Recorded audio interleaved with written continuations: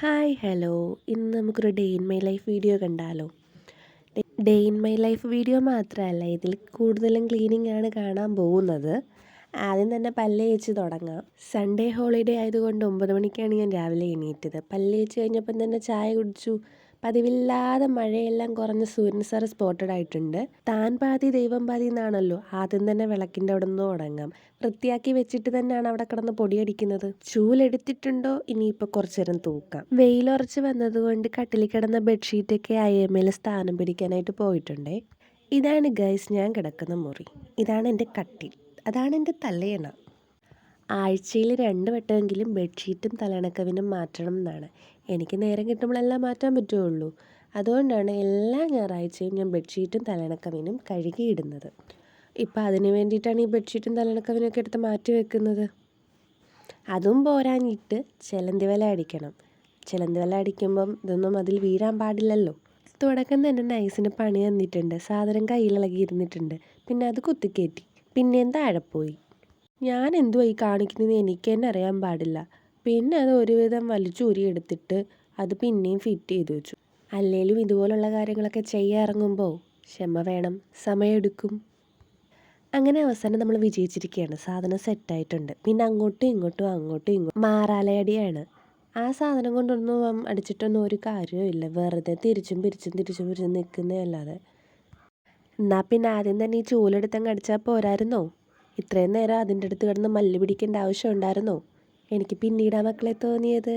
അതുകൊണ്ടാണ് ചൂലെടുത്തിട്ട് അടിക്കാൻ കയറിയത്. എൻ്റെ സമയമല്ലേ പൊയ്ക്കൊണ്ടിരിക്കുന്നത്. മുകളിലത്തെ ചിലന്തിവലയൊക്കെ അടിച്ചു കഴിഞ്ഞിട്ട് നേരെ ഞാൻ കട്ടിലിൻ്റെ കീഴിൽ തൂക്കാൻ കയറി. അങ്ങ് വരെ കയറിയില്ല. നീളമുള്ള ചൂലായതുകൊണ്ട് പൊടിയെല്ലാം ഇങ്ങോട്ട് തന്നെ വരേണ്ടി വന്നു. തൂത്തടിച്ച് വെളിയിലെടുത്തിട്ടുണ്ട്. അത് കഴിഞ്ഞിട്ട് എന്തൊക്കെയോ തൂത്തപ്പോൾ അവിടെ നിന്നൊക്കെ ഇളകി വരുന്നുണ്ടായിരുന്നു. അങ്ങനെ തൂത്ത് പൊടിയെല്ലാം കൂടെ വെളിയിൽ കൊണ്ട് ഇറക്കാൻ പോവാണ്.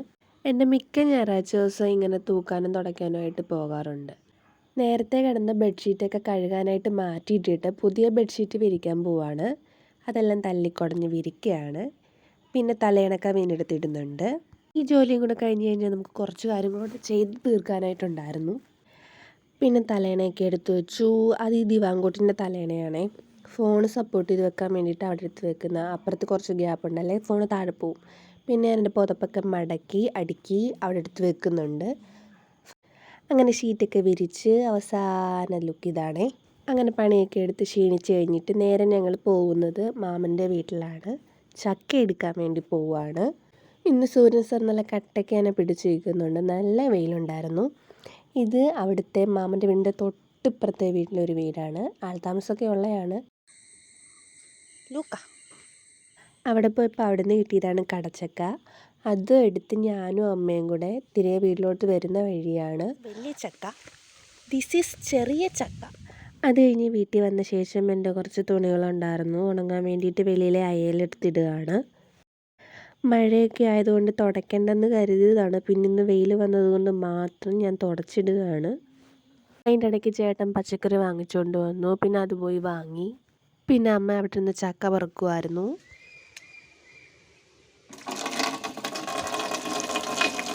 ആഴ്ചയിലെ ഞായറാഴ്ച ദിവസം മാത്രം ഞാൻ എൻ്റെ ബാഗ് കഴുകിയിടുന്നതായിരുന്നു. കഴിഞ്ഞ ആഴ്ചയിലൊക്കെ മഴയായതുകൊണ്ട് ബാഗ് കഴുകിയിടാൻ പറ്റിയില്ല. അപ്പം പിന്നെ വിചാരിച്ചു ബാഗ് കഴുകിയിടാമെന്ന്. ലിക്വിഡൊക്കെ ഒഴിക്കുക. അപ്പോൾ അതിനായിട്ട് ലിക്വിഡ് ഒഴിച്ച് കഴിഞ്ഞിട്ട് അതിനകത്തിലേക്ക് എൻ്റെ ബാഗ് ഞാൻ എടുത്തിട്ട് കുതിർക്കാൻ വേണ്ടിയിട്ട് ഇട്ടു. കുറച്ച് നേരം ഇട്ടുള്ളൂ. അത് കഴിഞ്ഞിട്ട് ഞാൻ അതുപോലെ എടുത്ത് വെച്ച് കല്ലിലിട്ട് കഴുകി.